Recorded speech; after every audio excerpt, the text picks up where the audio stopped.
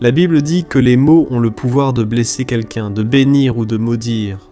C'est pourquoi tout ce que vous dites affecte votre vie et celle des personnes autour de vous, que ce soit pour le bien ou pour le mal. Si vous répétez un mensonge plusieurs fois, vous pouvez commencer à y croire. C'est pourquoi faites très attention lorsque vous dites certaines choses qui ne sont pas vraies et qui ne sont pas en accord avec la parole de Dieu. Et dans la vidéo d'aujourd'hui, je vais vous montrer 10 phrases que vous devez arrêter de dire immédiatement, sinon vous ouvrirez des portes à l'ennemi et attirerez la malédiction sur votre vie. Mais avant de commencer, je tiens vraiment à ce que vous vous abonniez ici à ma chaîne, car chaque jour je veux vous aider dans votre marche avec Dieu. Il vous suffit de cliquer sur le bouton « S'abonner » qui se trouve juste en dessous de la vidéo, et à côté une petite cloche va apparaître.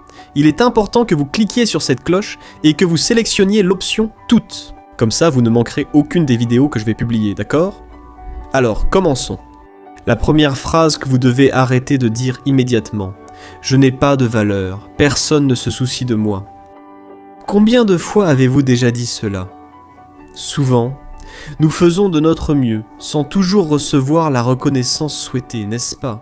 Ce manque de reconnaissance peut nous donner le sentiment que nous n'avons pas de valeur et que personne ne se soucie de nous. Dans d'autres cas, il y a des personnes qui se sentent tellement épuisées, et comme elles ne reçoivent aucune aide, elles finissent par croire que même si elles quittaient ce monde, personne ne ressentirait leur absence. Mes frères, c'est un grand mensonge, et cela va à l'encontre des enseignements de la parole de Dieu. Il y a quelqu'un de très spécial qui tient beaucoup à vous.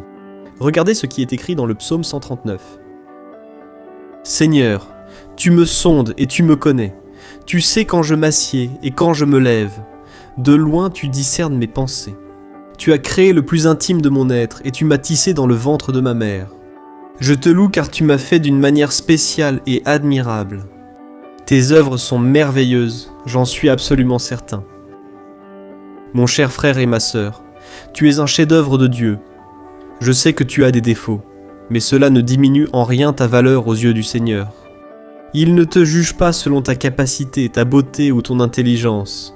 Il regarde ton cœur et il a vu à quel point tu t'es efforcé. Dieu a déjà prouvé qu'il t'aime en envoyant son Fils mourir sur la croix à ta place. Alors ne dis plus jamais que tu n'as pas de valeur. Ta vie est très précieuse pour Dieu.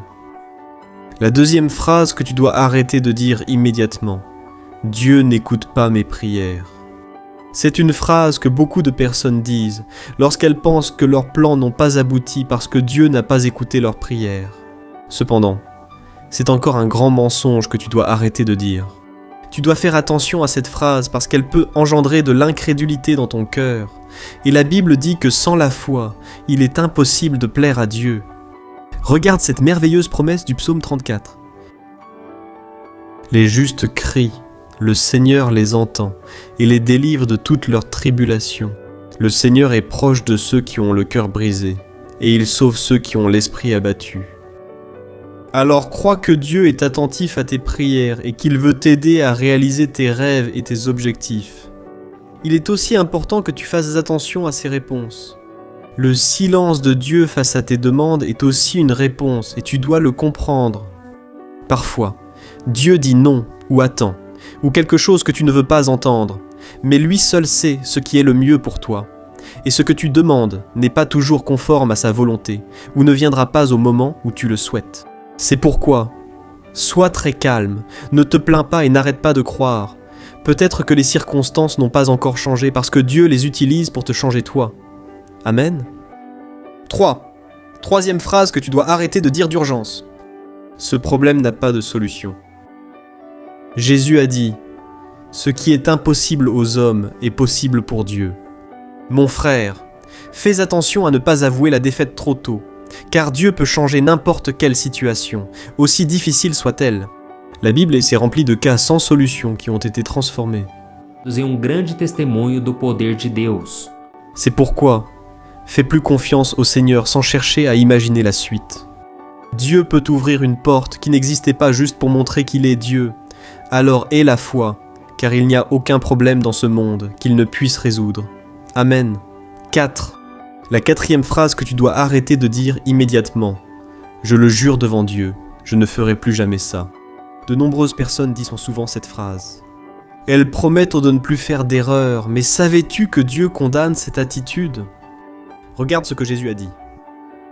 Vous avez aussi entendu ce qui a été dit à vos ancêtres. Ne jurez pas faussement, mais accomplissez les serments que vous avez faits devant le Seigneur.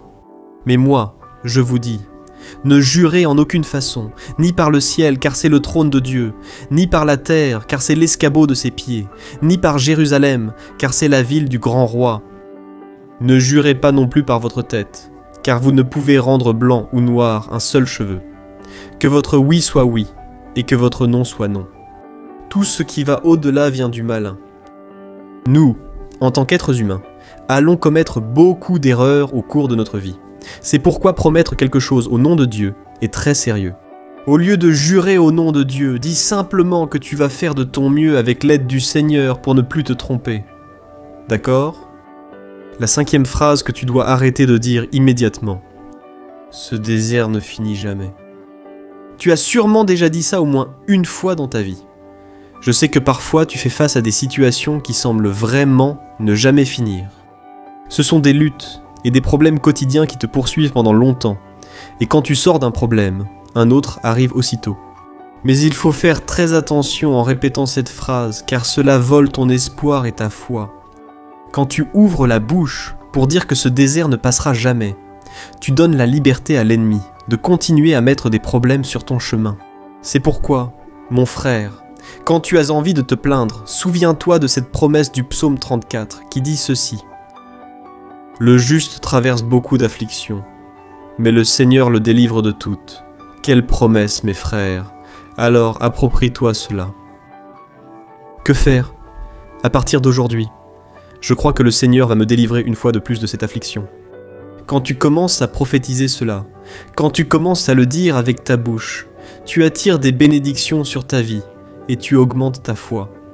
Parce que tu commences à croire que les problèmes d'aujourd'hui n'existeront plus demain et que bientôt cette tempête passera. Gloire à Dieu.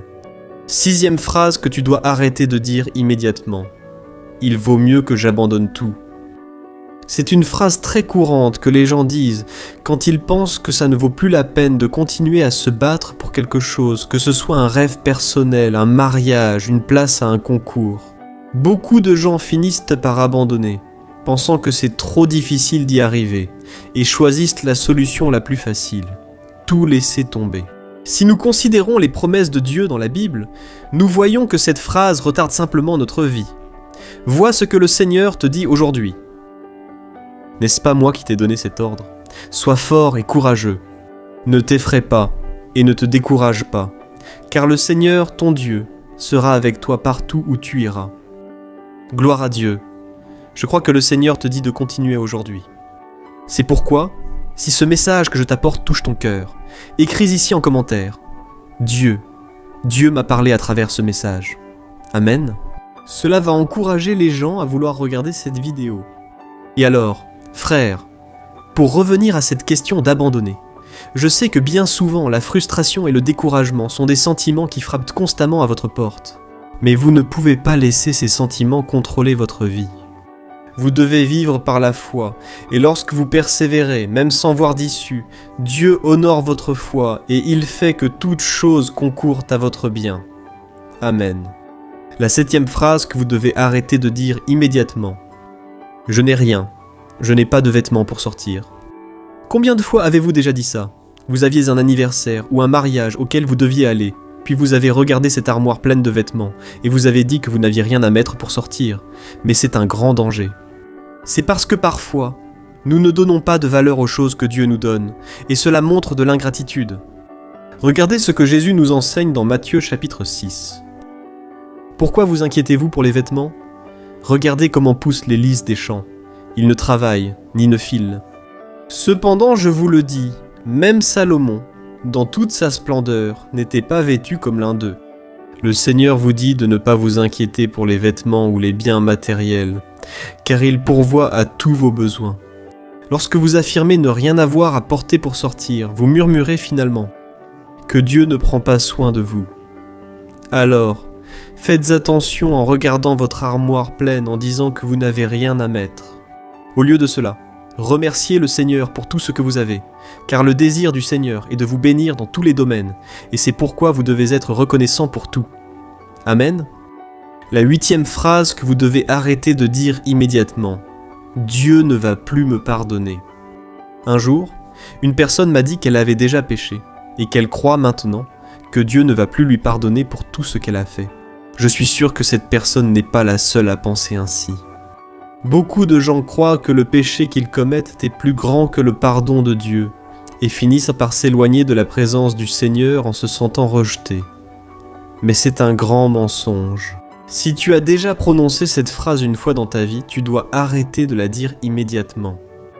Regarde ce que dit la Bible.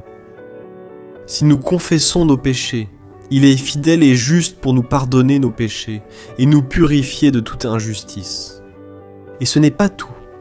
Il existe de nombreux autres passages dans la Bible qui montrent que Dieu ne regarde pas la quantité de péchés pour pouvoir pardonner à quelqu'un. La seule condition qu'il pose pour pardonner est le repentir et le désir de changer.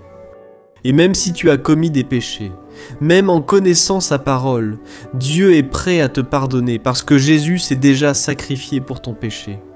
C'est pourquoi, crois en sa miséricorde et crois que le sang de Jésus va te purifier. Amen.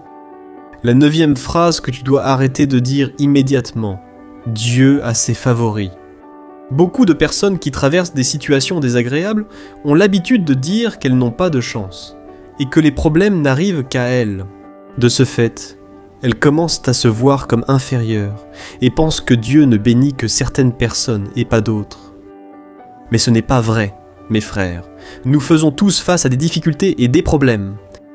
Et la Bible dit que Dieu ne fait pas de favoritisme, c'est-à-dire qu'il n'a pas ses préférés. Regardez ce que le Seigneur vous dit aujourd'hui. C'est moi qui connais les plans que j'ai pour vous, dit le Seigneur. Des plans pour vous faire prospérer, et non pour vous faire du mal. Des plans pour vous donner de l'espérance et un avenir. Alors vous m'invoquerez, vous viendrez me prier, et je vous écouterai. Vous me chercherez, et vous me trouverez lorsque vous me chercherez de tout votre cœur. Tu dois croire que Dieu a des plans de bénédiction pour ta vie. Et ce verset n'est pas destiné seulement à certaines personnes. Il est destiné à toi aussi, à nous tous. Et ici, il est dit que tous ceux qui le cherchent le trouveront. Alors ne dis plus que Dieu a ses favoris et que tu es en dehors de ses plans. Le Seigneur veut aussi te faire prospérer, mais tout dépendra des décisions que tu prendras dans ta vie. Amen.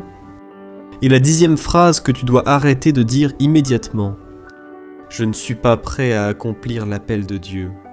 Cette phrase est très courante à entendre lorsque quelqu'un reçoit l'opportunité de servir à l'église ou de travailler sur le terrain missionnaire.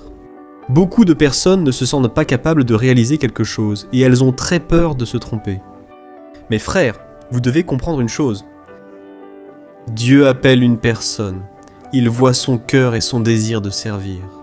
Vous avez sûrement déjà entendu cette phrase. Dieu ne choisit pas les plus qualifiés, mais il rend capables ceux qu'il choisit. Frères, c'est une vérité qui est présente dans toute la Bible. Dieu nous a déjà choisis avant même notre naissance, et il a appelé chacun de nous à servir dans son royaume. Regardez ce qui est écrit au chapitre 1 de Jérémie. Avant de te former dans le ventre, je t'ai choisi. N'est-ce pas, frères? Je t'ai mis à part et désigné prophète pour les nations. Regardez cela, frères. Dieu a un but, un appel pour chacun de nous. C'est pourquoi, n'ayez pas peur lorsque vous recevez une invitation à servir en réponse à un appel de Dieu. Le Seigneur te donnera la capacité d'accomplir son œuvre. Fais simplement le premier pas et continue à faire ce que Dieu a mis dans ton cœur. Et avec le temps, tu seras surpris de ce que Dieu fera à travers ta vie. Amen. J'espère que tu as compris que les paroles ont du pouvoir et c'est pourquoi tu dois prophétiser des bénédictions et non des malédictions sur ta vie. Nos paroles sont comme des graines et j'espère que tu récolteras beaucoup de bons fruits à partir d'aujourd'hui. Je suis le pasteur Antonio Junior et maintenant je veux te demander de partager cette vidéo. Clique sur le bouton partager puis sélectionne l'icône WhatsApp et choisis au moins 7 personnes que tu connais. Je te retrouve donc dans la prochaine vidéo. Que Dieu te bénisse.